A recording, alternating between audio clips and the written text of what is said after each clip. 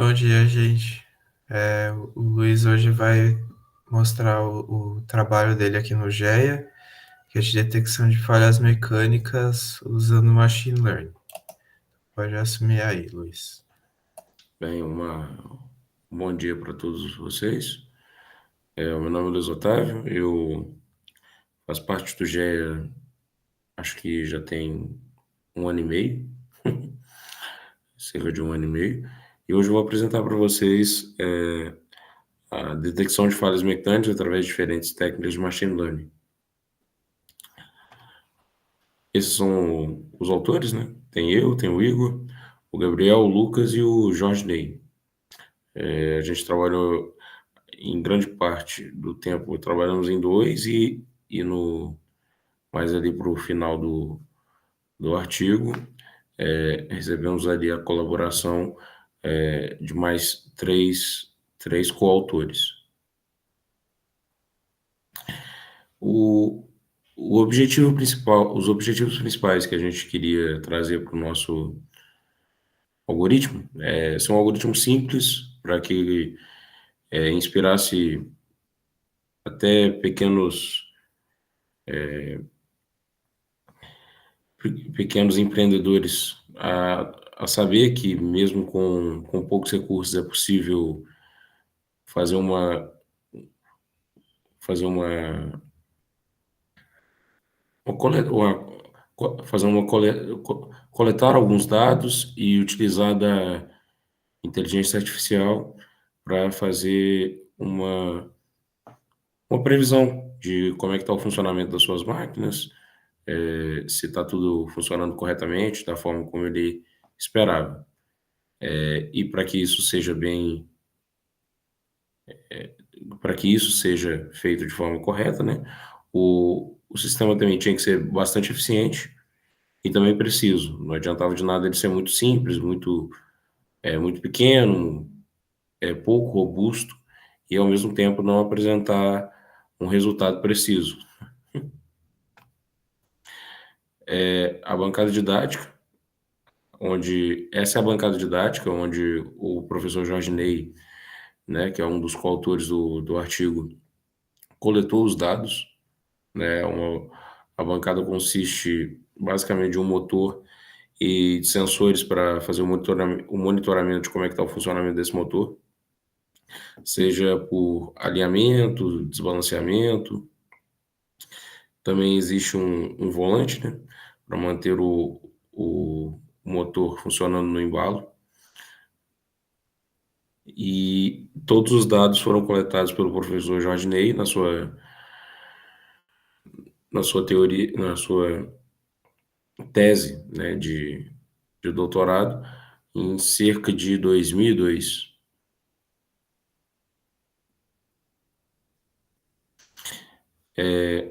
No caso, todos os dados são coletados por um acelerômetro e passam por uma central de, a- de, filtragem dos dados, sendo que o acelerômetro é um A0720GP. Assim que os dados eram coletados, passavam por um tipo de janelamento Henning, e com isso, né, eles já apareciam na tela do computador sofrendo uma transformada rápida de Fourier. Então, todos os dados, mesmo que entre aspas, brutos, eles já passavam por algum tipo de tratamento ou algum tipo de transformada antes de aparecerem na tela do computador. A cada, no espaço de tempo, né, que era destinado à leitura, 3.200 leituras eram feitas, sendo que a cada leitura eram feitas, né, 10 leituras e a média das 10 era apenas a média das 10 era computada, né, para não ter uma grande oscilação no resultado final.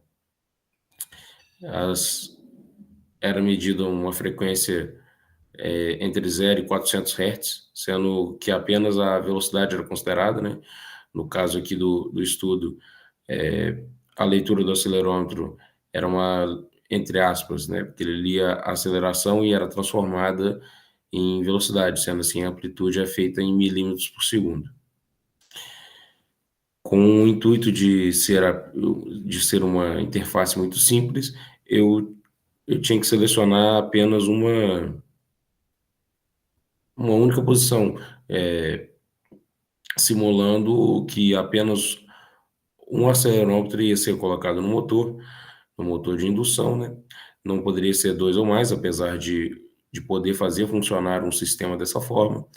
Eu tinha que escolher apenas um, um local para que o sistema fosse o mais simples possível e demonstrar que, mesmo a partir de apenas um único acelerômetro acoplado ao motor, seria possível fazer previsões sobre o funcionamento desse mesmo motor.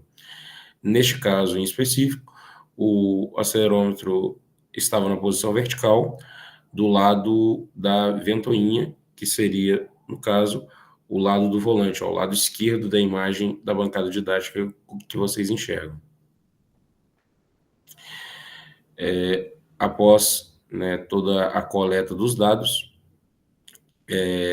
essa seria uma demonstração dos dados brutos coletados, né? No lado esquerdo é o gráfico de dispersão dos sinais, né? Numa condição normal, onde não havia qualquer tipo de defeito imposto ao motor, e do lado direito seria de desbalanceamento. Como dá para notar, né? A primeira porção ali dos dados é bem diferente do gráfico do lado esquerdo para o gráfico do lado direito. No, no caso de um motor sofrendo uma rotação após a transformada rápida de Fourier, apenas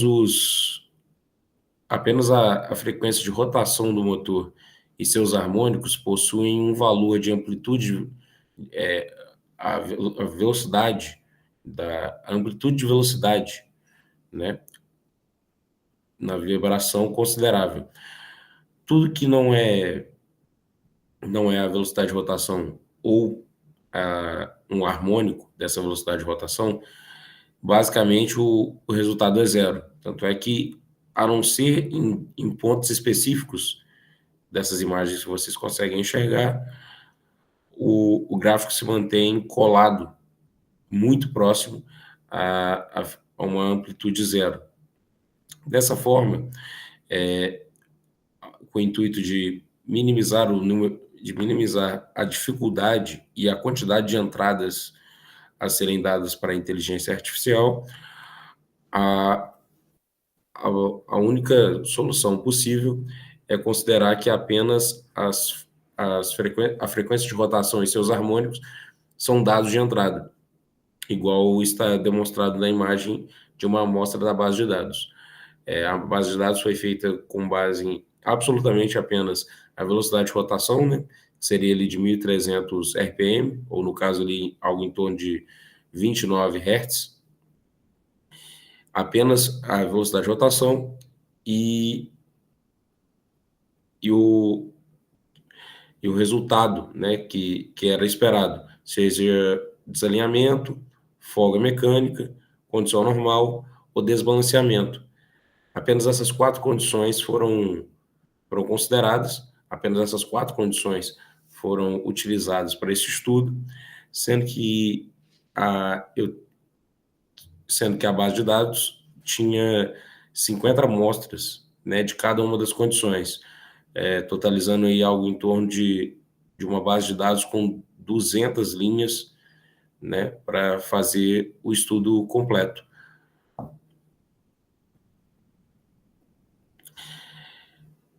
Para fazer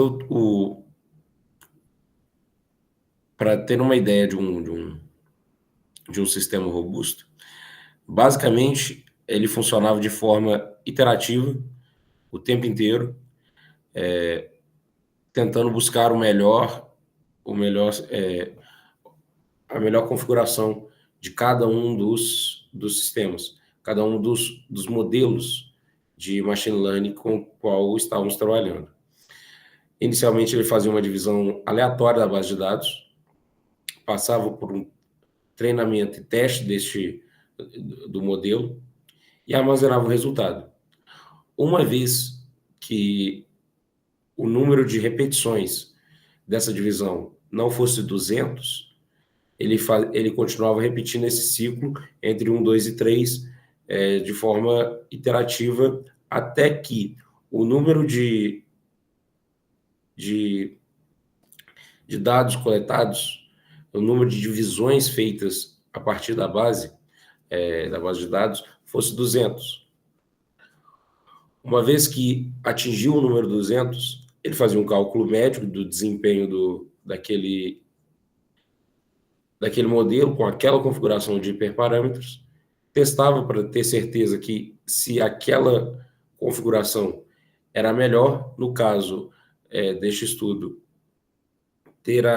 ser a melhor configuração era simplesmente ter a melhor acurácia, né, que é um cálculo médio entre o número de acertos e o número de erros que que o modelo possui. Se ele possui, se ele possuía a melhor configuração, o programa salvava aquela configuração de hiperparâmetros. Se ele não possuía, ele simplesmente deixava passar, variava os hiperparâmetros e começava o processo todo de novo. Esse processo ele funcionou dessa forma para cada um dos 4 tipos de modelo de classificação, né, de inteligência artificial por classificação que testamos no estudo. O objetivo era não favorecer nenhum dos modelos, tendo em vista que talvez um deles tivesse se eu fizesse poucas interações, né, abaixo ali dos 200, talvez 10, existia a possibilidade de que um deles, de forma aleatória, tivesse uma amostra melhor do que o outro. Dessa forma, mesmo não sendo talvez o melhor modelo, por ter uma melhor amostra para ser treinado, ele tinha melhores resultados.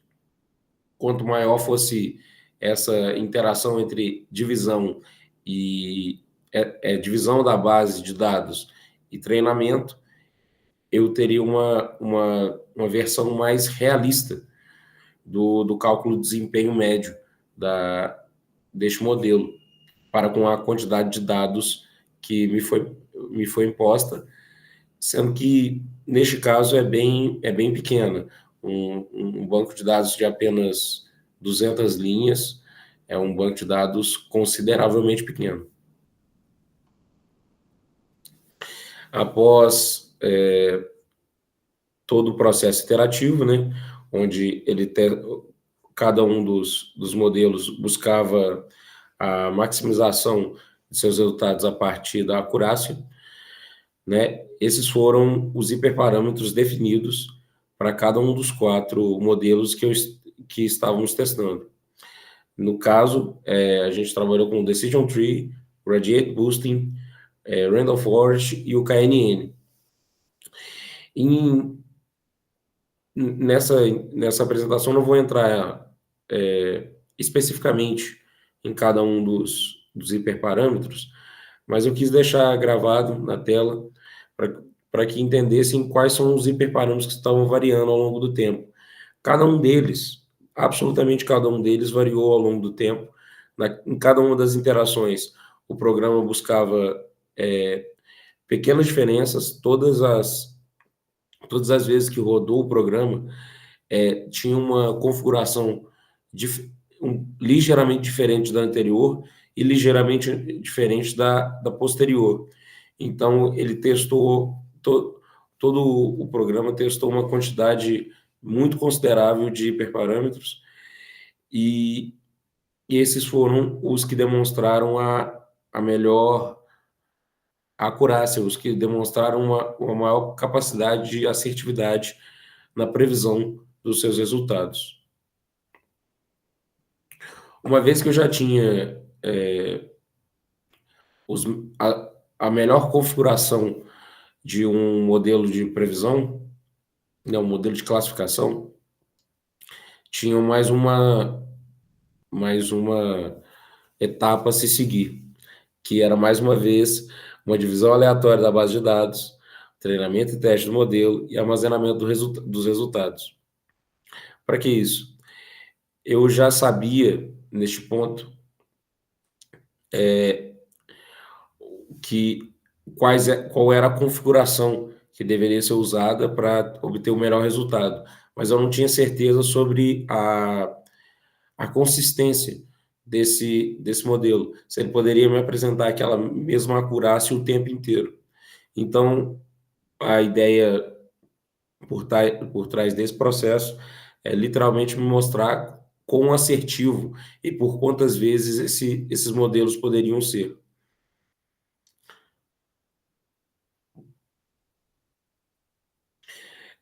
Após todo o processo, me foi demonstrado uma acurácia média, né, de cada um dos modelos, sendo que o Randall Forest demonstrava uma acurácia média maior, logo em seguida do KNN, mas todos os quatro, apesar de uma ligeira diferença entre eles, nenhum deles demonstrava uma grande diferença, né, uma acurácia muito maior do que os outros.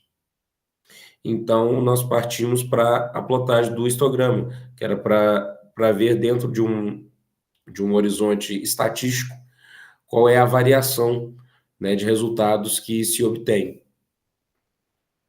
No caso do Decision Tree, né, como dá para ver na imagem, eles mantêm uma consistência muito grande. No caso, a linha vermelha que aparece na tela é a distribuição Z, né, a distribuição normal, onde, uma vez que o gráfico siga essa linha, estatisticamente o modelo está apresentando uma variação comum, né, uma variação não comum, uma variação estatisticamente previsível.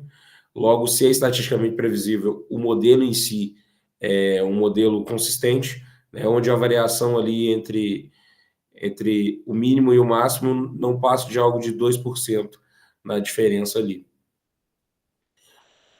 Assim como o Randall Forest, que também apresentou um resultado consistente, né? Ele não tem uma grande variação com relação à linha normal, assim como também o KNN.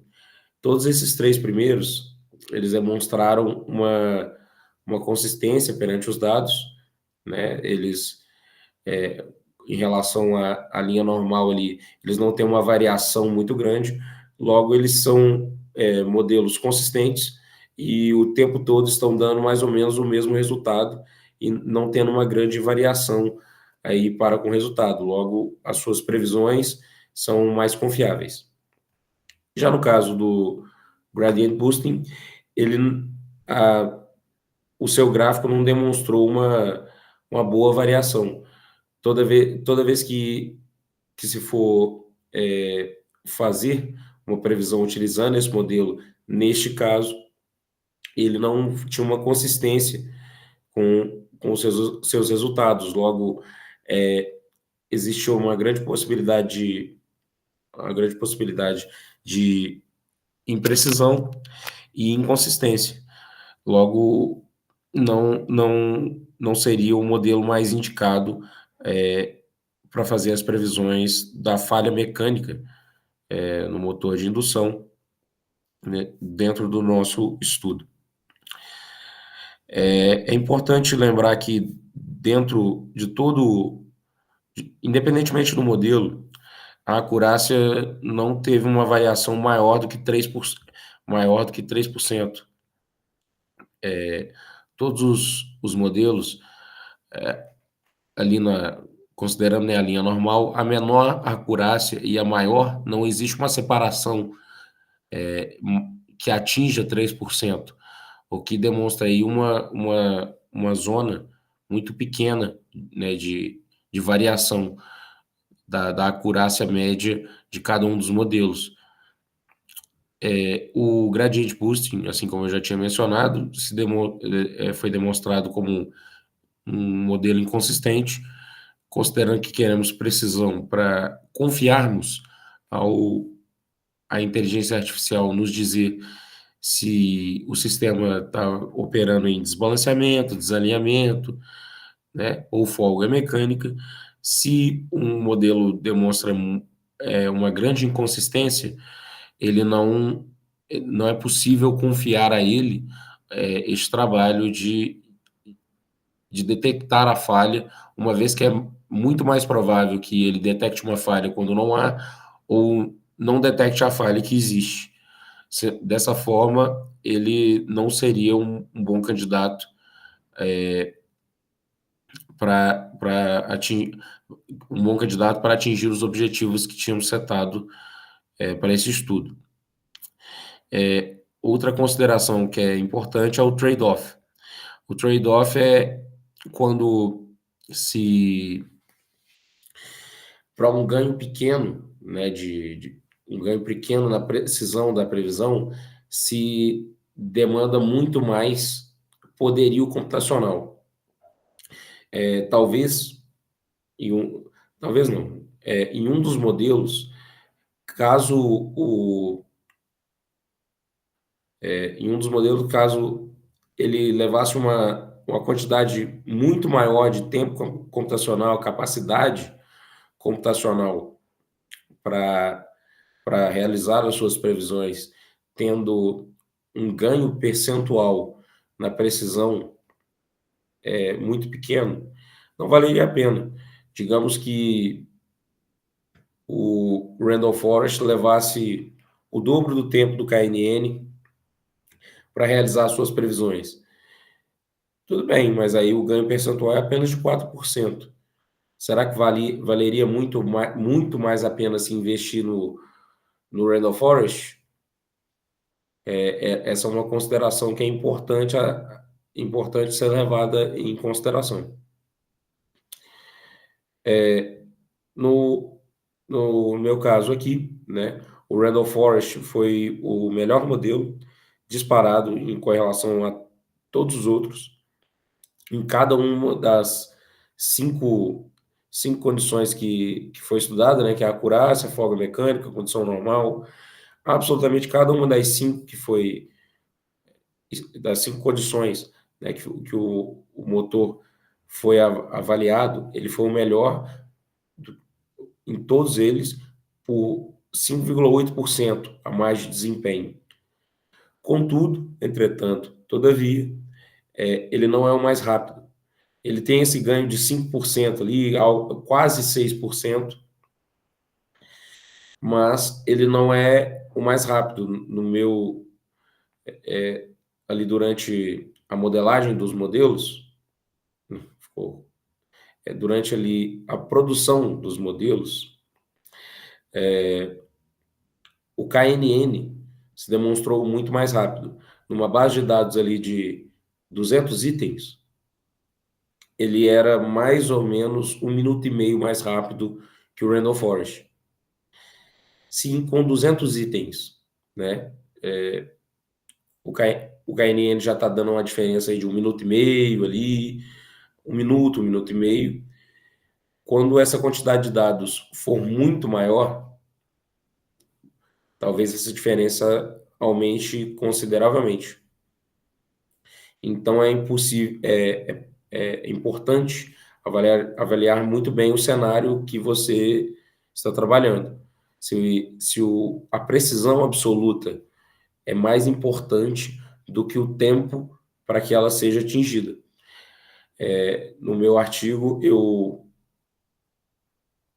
deixo claro, né, na conclusão final, que tanto o Randall Forest quanto o KNN desenvolveram um bom desempenho. Eles tiveram um bom desempenho. Apesar aí de o Randall Forest ter uma acurácia maior, o KNN é muito mais rápido e também é confiável.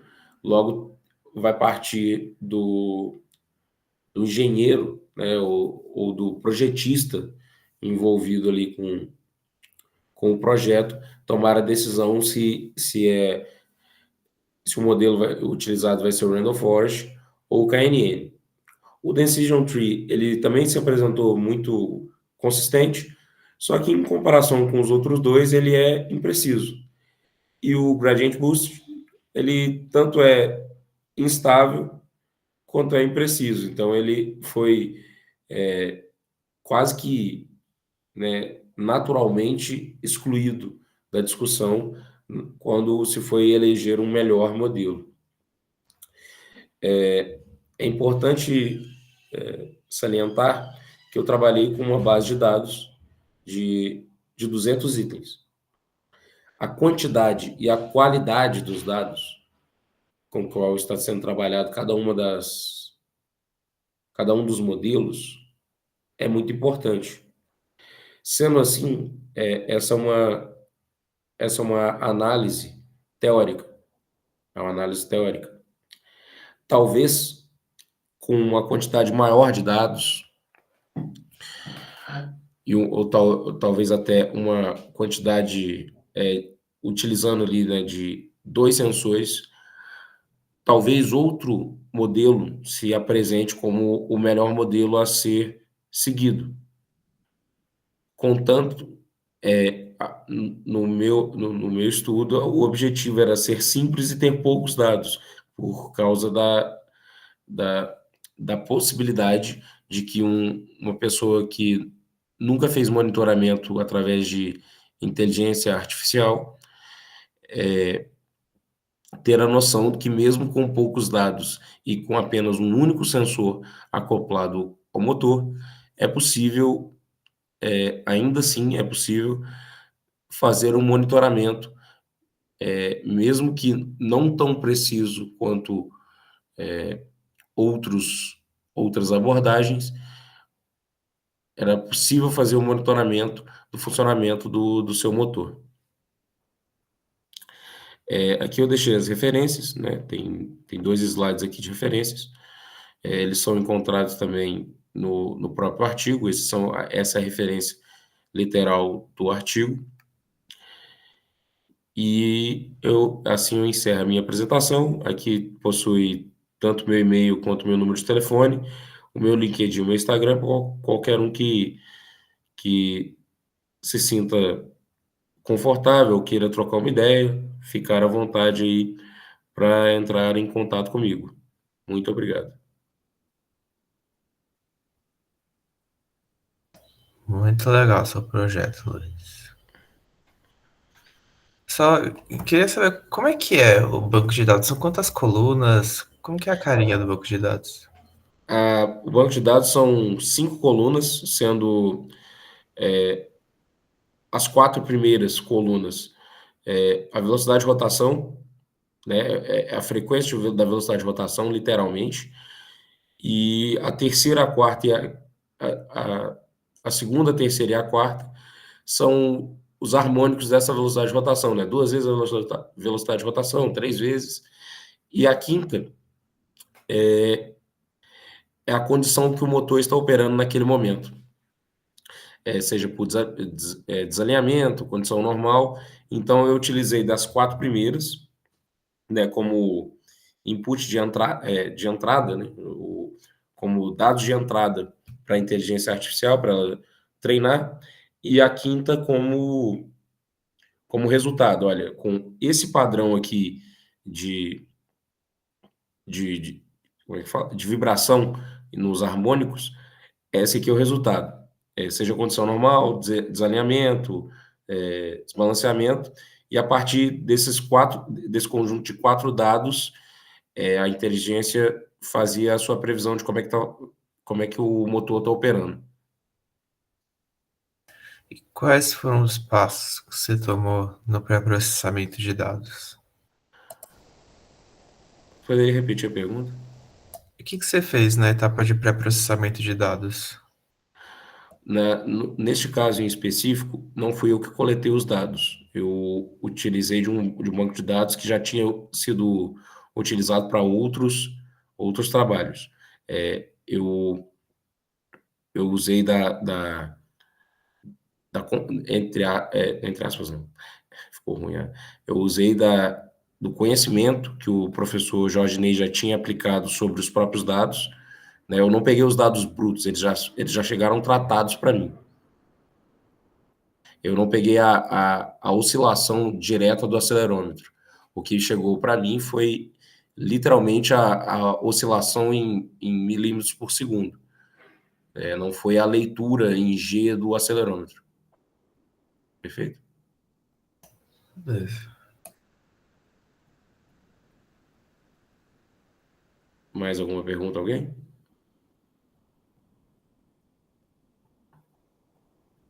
Eu achei o trabalho muito interessante. Parabéns. Principalmente aquela parte que você verificou, né, o benefício e as limitações de cada modelo. Isso é muito relevante.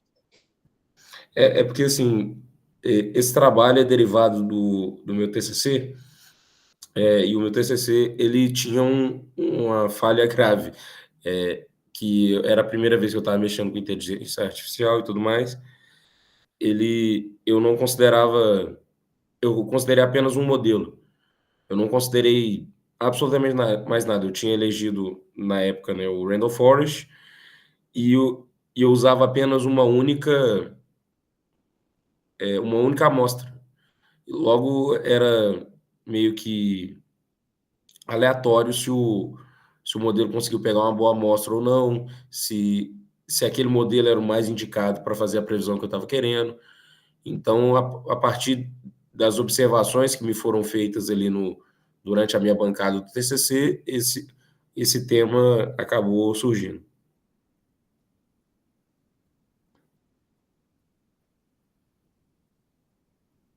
Mais alguma pergunta, alguém? Bom, eu tô com minhas dúvidas sanadas. Perfeitamente, estou à disposição de qualquer um aí que queira perguntar. Se não tiver mais nenhuma dúvida, acho que acho que encerramos a minha participação. Certinho, então. Eu vou parar de gravar aqui, ok? Perfeitamente.